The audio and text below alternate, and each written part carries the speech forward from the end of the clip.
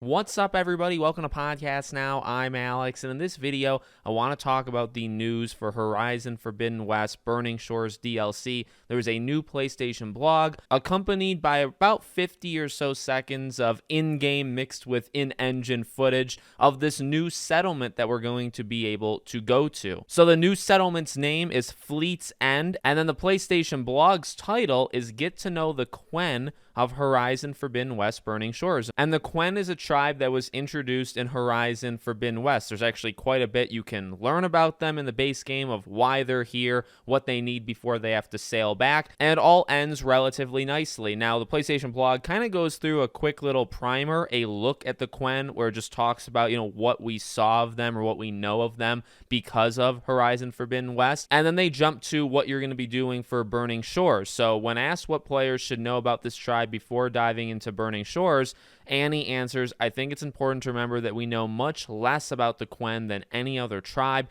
We only got to scratch the surface in Forbidden West, so get ready to discover much more about them and how the tribe's rigid hierarchy affects the new characters you'll meet. The Quen that ended up in the Burning Shores have been there for some time, and while survival has been a constant challenge, they've managed to establish an impressive settlement. I do believe that is the Fleet's End settlement that we see in the new gameplay. We'll meet new characters such as Admiral Garrett. We'll meet him early on in the story. He's a highly decorated commander in the Quen Navy and leader of this group of Quen. The key art for Horizon's Burning Shores shows Aloy accompanied by a new companion, recognized by her Quen attire. And they finally give her a name, although I don't know if I'm going to pronounce it right. I looked at howtopronounce.com, Sika. She's an ambitious Marine who stepped up to help her people survive. As a new companion for the DLC, Aloy will spend a lot of time with her throughout the story and rely on her to help in many situations, a position she doesn't often find herself in.